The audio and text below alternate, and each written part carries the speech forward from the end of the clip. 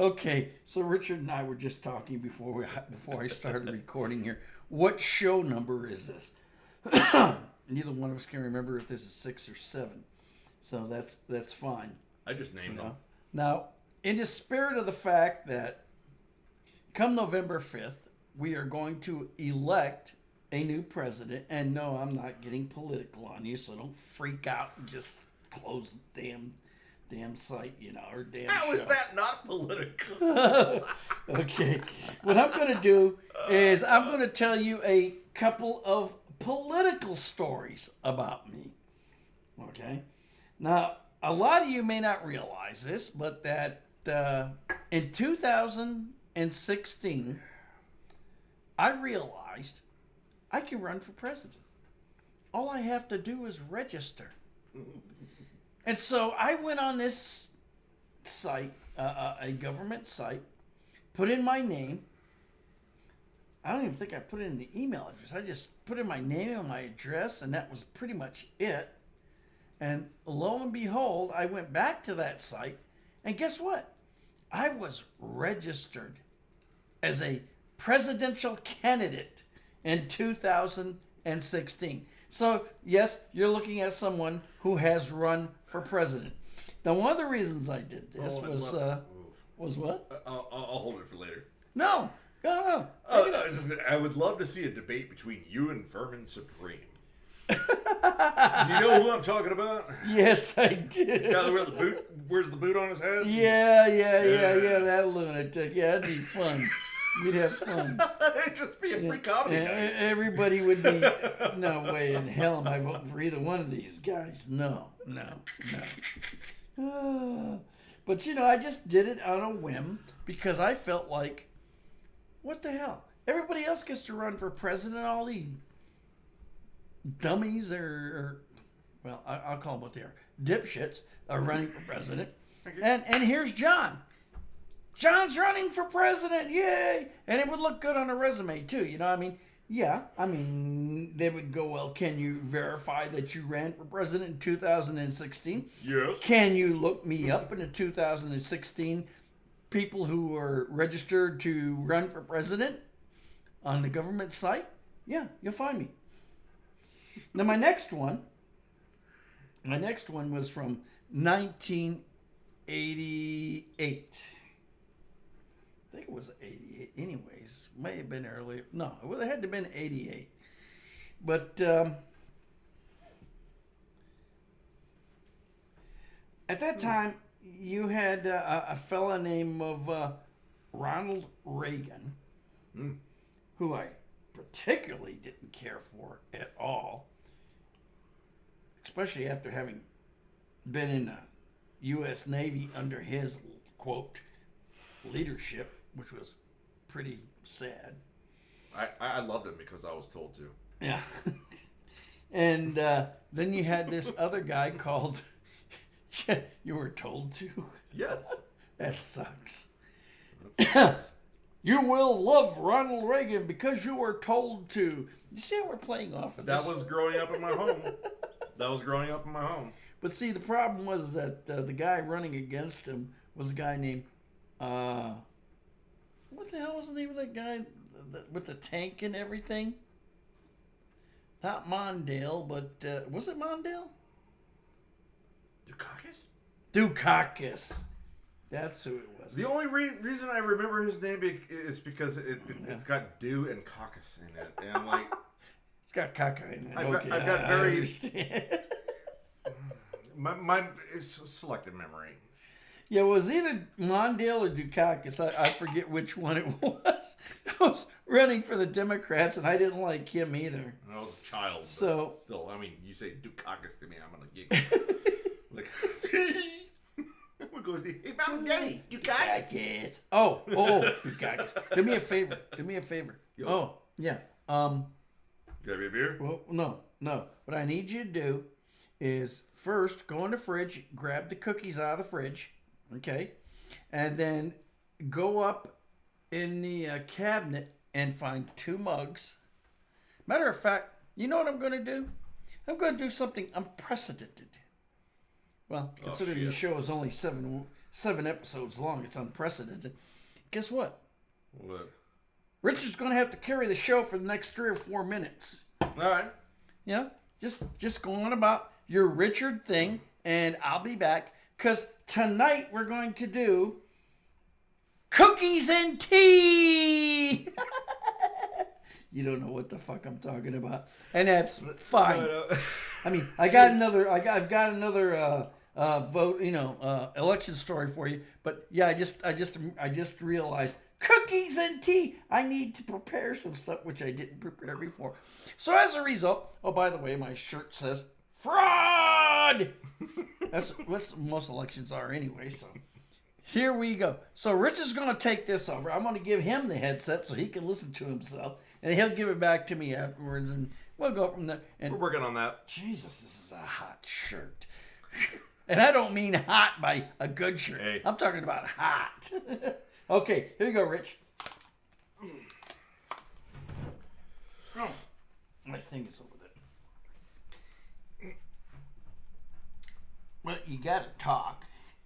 Well, I know, but you're getting up. You gotta say something. So I'm getting up. Say something. I don't want to be interrupted by.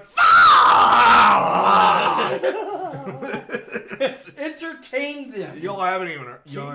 them It's not pretty. entertained. It's not pretty. I just shit myself. So- No, I didn't. Okay. So, wait. You're going to have to drink tea too, so. And I got the perfect teacup for you. Oh, that hurts like a bastard. Go ahead, man. Tell him. Something. Don't agonize. Organize. No, nobody's gonna know what the fuck that is, or maybe they will. No, they won't. No, be surprised. Well, I don't hear anything. Well, yeah, I was drinking beer. So, well, crap, I'm put on the spot. Come on, tell a story. Do something. Dance. Dance. All right, let's okay.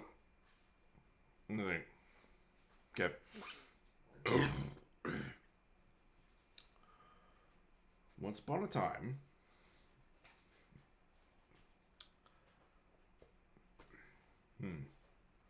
okay. I'm trying to think, what direction should I take this? And Any direction you want, brother. okay. Once I took a shit so large it literally broke a toilet. It broke a toilet. We had 3 different plumbers come over and they tried to clear everything out, and they eventually got it flushing again. But it was never the same.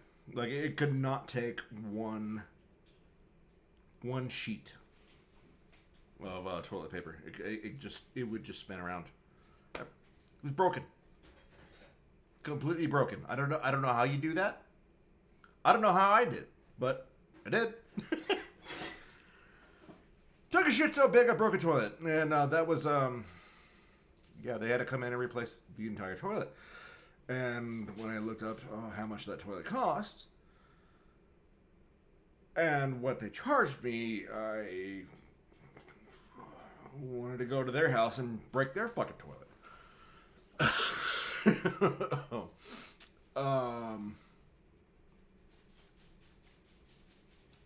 Let's see. How do you break a toilet? Anyway, how do you amass a shit so big you can break a toilet? Have you ever heard? I'm not sure. I can't remember off the top of my head what it's called. It's like traveler's colon or traveler's. It's just like if you were you a kid and ever you went to camp. Okay, John, you'll remember this. Bruce Stu did a video exactly about this. Breaking the toilet.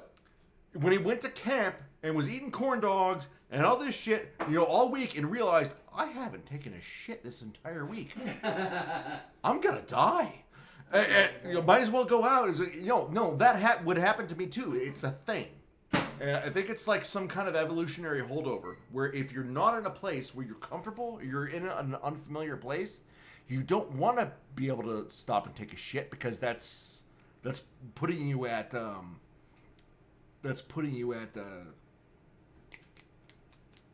In danger. Yeah, you're vulnerable. You're vulnerable. Exactly. So you need to be able to get up and run, and at a moment's notice. You can't do that while you're shitting. I guess you could, but it's just somewhere buried deep in our DNA that is still there. What's up? Tell a Mel Spriggs story. Mel Spriggs? Yeah. Mel Spriggs. Story. Okay, so a long ass time ago, when I was a wee Richard. A wee Richard. well, more of a technically an adult Richard. When I was allowed to work with him on the press, because this whole accidental death and dismemberment thing that you have to deal with, right? And you had to be at least 18. So this is when I turned 18. I started working there. I was working with this other guy, Benny Sleece, and I ended up on 9 shift. And I was working with Mel Spriggs. This dude, me and my friend Andy. And we got some food, and we ran out, a food run. He got some tacos, and I got some candies and some other stuff. And Andy was offering him some like barbacoa tacos or something like that. He goes, "Don't give me that shit. I can't eat that shit. I got no fucking teeth."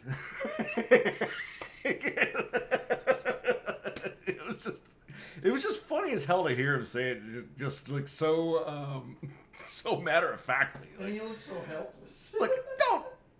I can't eat that shit. I got no fucking teeth. And then, later that night, I offered him some gummy worms. And he was like, "Ooh." Then everything changed. And he said it just like this. It's like, "Hey, you want some gummy worms?" And he's like, "Ooh, I do like me some gummies." And he was just kind of.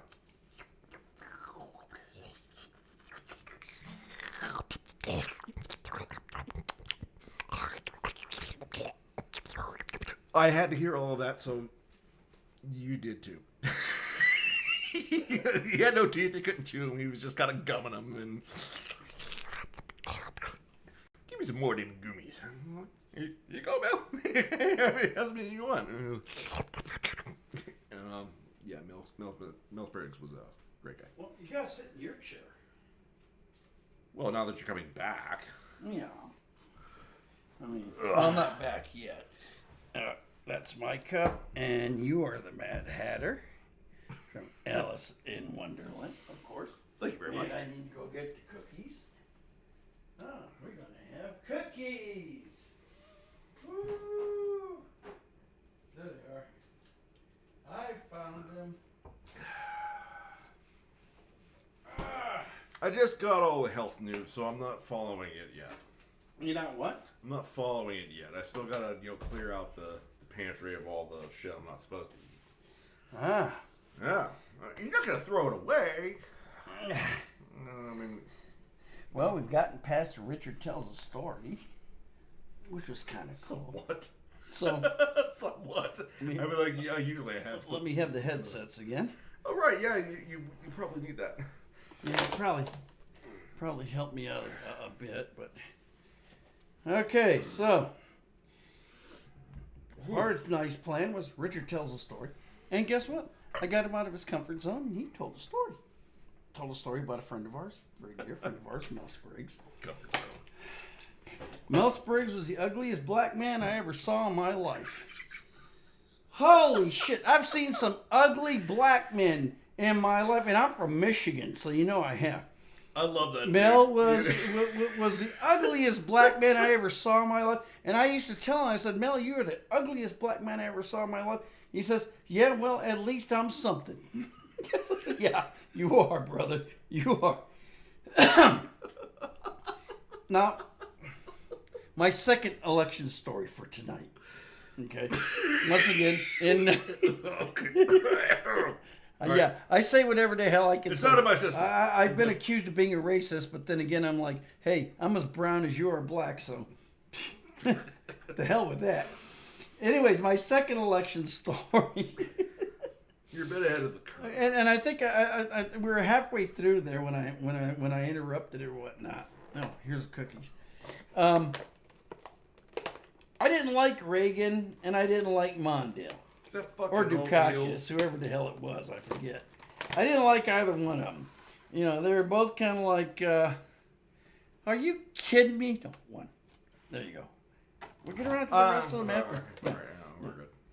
But, Thought you were giving me oatmeal cookie. yeah, no, that there's a chocolate something special chip bullshit cookie. But, so I didn't like either one of them. Chocolate special chip bullshit cookie. Yeah, there you go. Going in. Oh. Hey, you know what you need to do? What? You need to do one of your things with your, like you did with the skulls, except chocolate chip special bullshit cookie. I think the crowd would love that shit. Put it on what? God knows what they put it on. I'm not asking, but anyways, I didn't like Mondale, and I didn't like Reagan. Either one of them. I mean, having served under Reagan, you know, in the Navy, I was like, oh, you got to be kidding me, not again. So that year, I did something different. I voted for Bill the Cat. Yes, Bill the Cat from Opus in 1988. I wrote in Bill the Cat. Now, I've been told since then, when I relate this story, that I wasted my vote, to which I reply, no, I did not. Because somewhere, someplace, somehow, somebody had to look at that damn ballot and that write-in that I did and go, what the fuck? And it made him think. May not made him think in the right way, may not made him think in the wrong way, but it made him think. So, you know, that's the way it is. Now, I'd also like to give a shout out to my Facebook group. I've got a Facebook group page. It's called Talking to Flowers in Low Gear. Yeah, I know. It sounds like something hippies would make up, right? But no, a young sailor made that one up, and yes, he was stoned at the time. Or else he was drunk. But yeah, Talking to Flowers in Low Gear. If on Facebook, go ahead and introduce yourself into there and look at it. And if you like it, it's basically poetry, mostly my poetry. I think one other guy contributes, and that's it. But yeah, you're welcome to join and publish your own poetry in there. So that's something for you to do, thinking about. Now, oh, yeah, I'm going to tell you a story about this. God, this from a long time ago. This was from, God Christ, back when I was in college. Now, I've had some interesting friends over the years that are still brothers, still friends, but very interesting people. One of them was Jim McKelvey. And Jim McKelvey's like a brother to me. He asked for something. If I can do it, I'll do it. No ifs, no ands, no buts, no questions. I'll just do it. Oh, by the way, eating the cookie?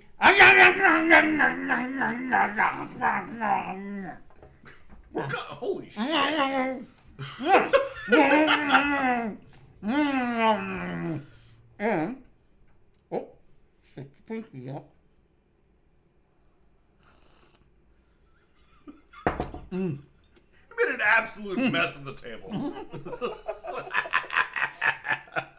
So anyway, well, you know, you had to have the cookie chew up I've been during the clearly story. eating my chocolate chip something whatever bullshit cookie or whatever they were called. So Damn. Jimmy and his lady at the time, who was also still a very good friend of mine, Susan. It wasn't Susan at the time. It was Ann. That's right. He was living with Ann at the time. They got kicked out of their apartment. So Jimmy comes around the house and he says, John, we got kicked out of our apartment and we're staying at another place. I said, okay. He says, yeah, but I left behind a lot of stuff. You know, I left behind my waterbed. I left behind my record collection. And I left behind my TV. And you have to realize, back in those days, our TVs were the CRTs, you know, the ones with real thick backs on them and everything. They're heavy things. And so he said, do you think you can go over to the apartment and maybe kind of get some of that stuff back for me? I said, sure, brother, I could do that. So I went over to the apartment, and he had given me a key to the apartment, and there was a sticker, across the door and whatnot. It was locked and off limits due to resident not paying his rent, and his things were being held in lieu of. So I opened the door, I went in, and I proceeded to start taking things out of the apartment. Bedding, clothing, records, movies, whatever, whatever I could find. About halfway through, the manager of the apartment come running up there and start screaming about, you can't do that, you can't do that, you can't take that stuff. That belongs to the resident, and the resident hasn't paid his rent, and it will be held until the resident says. And I looked at him, I said, no. Most of what the resident owns belongs to me, and I'm taking it because it's mine, and I'm not responsible for any damn rent. Which, of course, meant that he ran off to call the cops and whatnot. And I proceeded to toss everything out the window onto the waterbed, which wasn't inflated, but it did some. It was some cushioning, maybe not a lot, but needless to say, I managed to get 99.9% of Jimmy's stuff out of that apartment before the cops showed up, and I took off. But that's just, me helping my buddy Jimmy. As a kid, do you remember the rumor that waterbeds were filled with pee? I never heard that one. No? That one was going around for a while. No, I never heard that one. Do you know that those are actually, they're filled with pee? I mean... And I fucking believed that shit for the longest time. Yeah, but if you had half a brain, you wouldn't believe that because you'd realize... I was still growing, man. How much pee would you have to piss in order to fill a waterbed? It doesn't have to be human pee. I mean, they could have used whatever, man. It was a lot. That's a lot of piss. Elephant or... Nah, I have a series of donkeys, and you run them in a parallel with a hose that goes into. I'm getting way too into this. This is like I'm starting to figure out how you can run a donkey piss I think hose. we need to start a site called my waterbed is filled with piss. See how far that goes. Right? I swear to God, that was a rumor going around for a couple of years when I was a kid. God, this shirt is hot. Why I believe that crap is. And no, I don't mean by hot. I mean, Jesus, I'm sweating. Woo.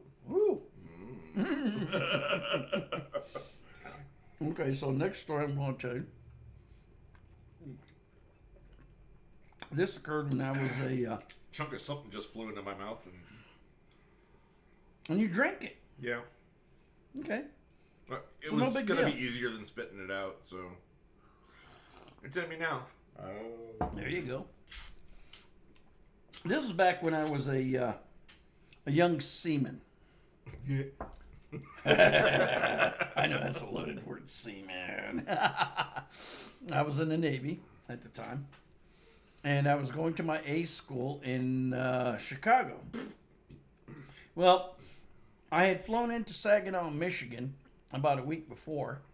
I was going to drive up to Saginaw from San Antonio, Texas, but my car decided it didn't want to cooperate about 20 miles from where I started, so I had to leave it at my folks' house.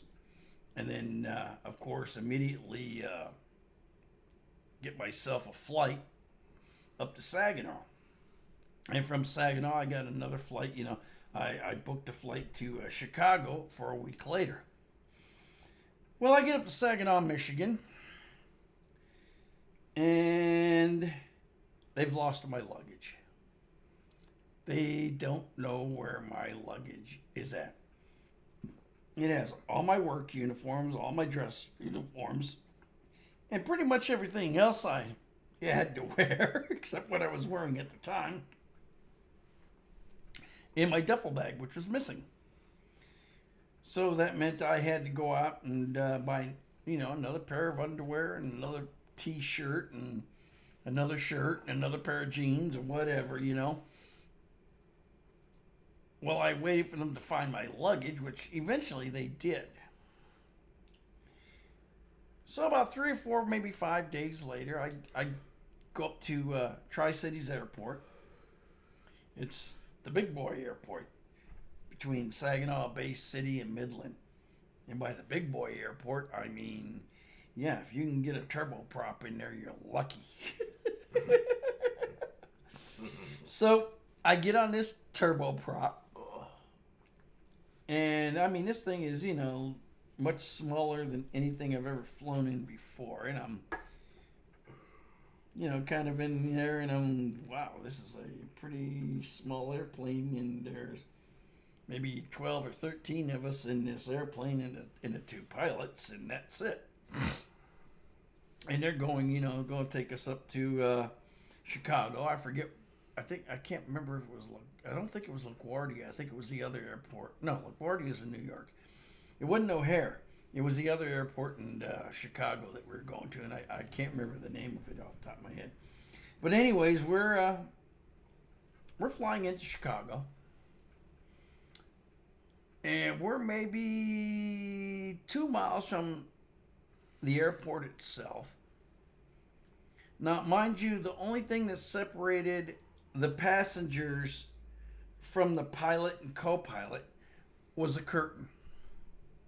Just a regular, everyday cloth curtain. That's the only thing that separated us. Hell of a thing to think about now. Oh, yeah.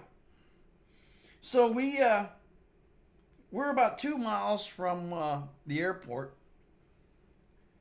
And all of a sudden, we start hearing this beep, beep, beep, beep, beep. That's getting more prevalent and more demanding as we go along to beep, beep, beep, beep, beep, beep, that type of thing. And about that time, I hear I'm listening to the pilot and the co-pilot, and the pilot's like, "What the hell is that?" And the co-pilot is, "I don't know. Have you ever heard that before?" "No, I've never heard that before. What the hell is that?" As this is all going on, and they're clearly being heard, back in the cabin by all those passengers who are going, "Oh shit." There was this one lady right across from me. "Oh my God, it's my first time on a plane and I'm gonna die." And she was white knuckling them armrests. Oh my Lord. If she could have pulled them armrest out, she would have. Well, we get about within 100 feet or so of the runway. All of a sudden it disappeared. The beeping stopped. And the pilot commented to the co-pilot, "I don't know what the hell that was, but we need to ask somebody about it." And so that's how I got into Chicago, Illinois the first time. I mean, Don't let me forget, you need to watch a series called IT Crowd. Oh, I've watched it. Oh, yeah. Yeah, it's the IT Crowd with the Indian guy. And the one guy that there's one of them is an Indian, and the other one, and there's another one that's he's been hiding in the closet, Richmond.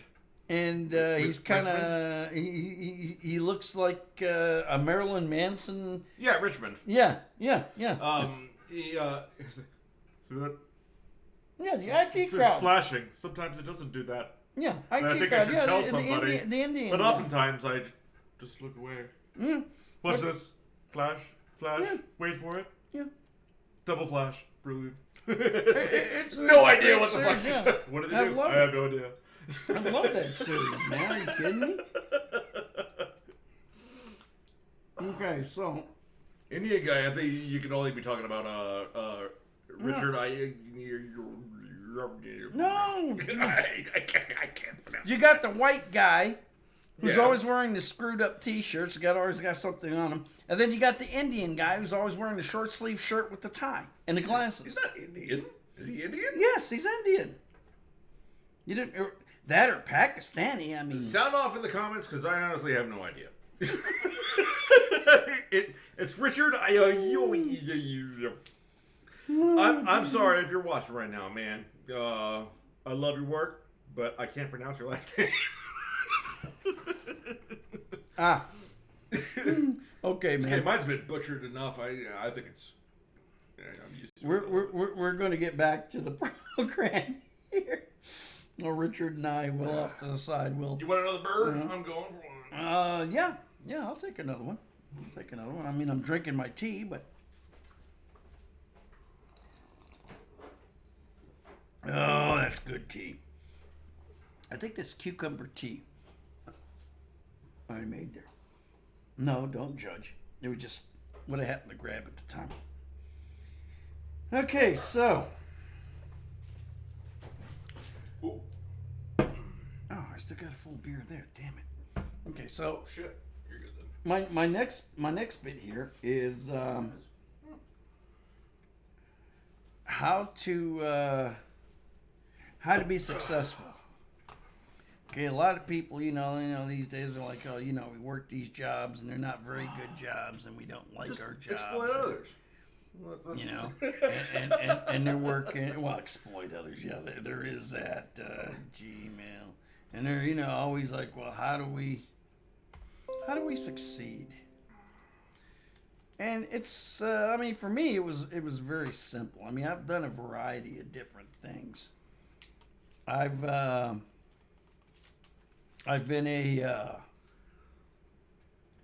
worked in radio stations.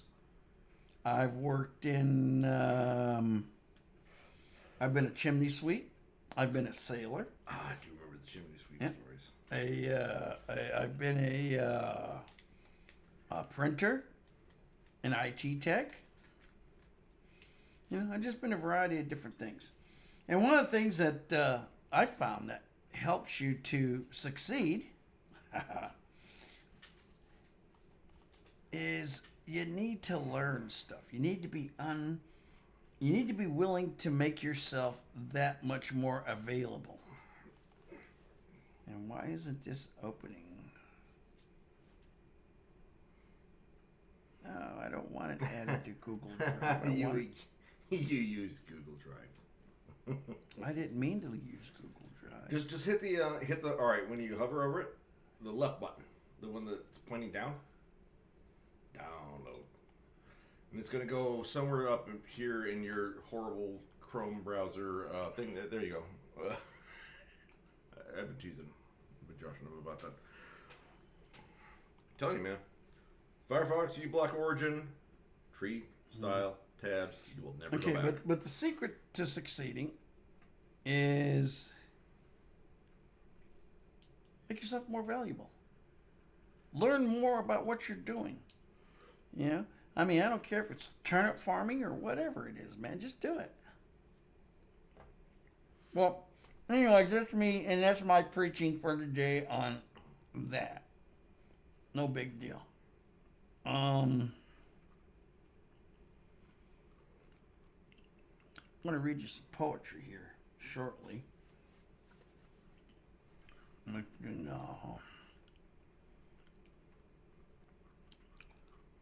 Trying to find one that I think y'all might enjoy. Let's see.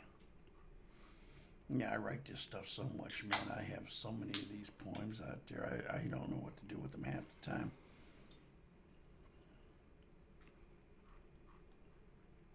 Let's see here. Okay, I'm going to leave you with this thought, with this poetic thought. I am a kite in the sky, tethered to the tiny hand, not of my making, but of its. A source of joy and laughter, tugging to be free. Yet if so, than fleeing to fall, with no one to guide me. I am a child, tethered to a larger hand, yearning to roam, but needing your guidance. And sometimes I think that's all any of us need, I like is we need guidance, you know? like I mean, we all need, someone, a parent or whatnot, to show us the way. And that's what that poem is all about. Now, all the rest of this that's going to happen on this, and I can't guarantee it's going to be quality great. It's going to be a quality podcast because it sure as hell isn't. I've run out of things on my list of things to talk about. Oh, I know what I forgot. You know what I forgot? What's that? I'm an asshole and that's okay. I piss people off and it makes my day. That's what I forgot. And, of course, Sock Monkey! But today introducing their nemesis, Anti-Sock Monkey! Ah! He's beating the hell out of them sock monkeys. Whatever. You could tell we're reaching at this point. So I think maybe it's time we wrap this up. Ellis Richards got an idea. I do. You put me on the spot, so I'll return the favor. Let's see if I can do this. See that over there? That's the door to John's bathroom. The fuck happened there? You might be thinking to yourself. So now I got to answer for the door. Damn. We couldn't have saved that for episode 8? Okay. Okay, so to put it simply straight and to the point, I went into the bathroom, went to take a shower, took my shower. After I took a shit, of course. Got to shit before you shower. I mean, that's just basics. Best way to do it. It's kind of like a, Yeah, it gets a little wet down there, but you don't realize that because you got water running down anyway, so. It's like a bidet. And I went to open the bathroom door, and the door was locked. No matter what I did, and I had no tools in there whatsoever, I couldn't get the door open. Spent half an hour trying to get out of that damn bathroom, and couldn't do it. So finally I took my fist to the door, and I battered my way through the door to get to the handle to let me out of the bathroom. Now then, about a month or so later, I had a buddy of mine over who was doing some plumbing work for me. I said, yeah, Rich, what do you think about us replacing this door? He goes, yeah, okay, let's do that. Well, turns out the door is half an inch thick. All the current doors that are on for sale at Home Depot and Lowe's and all these other places are 3/4 of an inch thick. In other words, they're too thick to fit in that gap. So now what I've had, what I've Phrasing been there. reduced to doing is shoring it up with cardboard and whatnot, just so you can't see me taking a dump or taking a leak or whatever. And that's my door on my bathroom that Richard was so generous in showing you just now. And I just what's thought with the bow on your head, man? I don't know. It was on the floor, and I it might be good on my head. But I just thought that, when you told me about it, I was like, actually, that's pretty badass. I was like, I'm not staying locked in the fucking bathroom. Fuck this shit.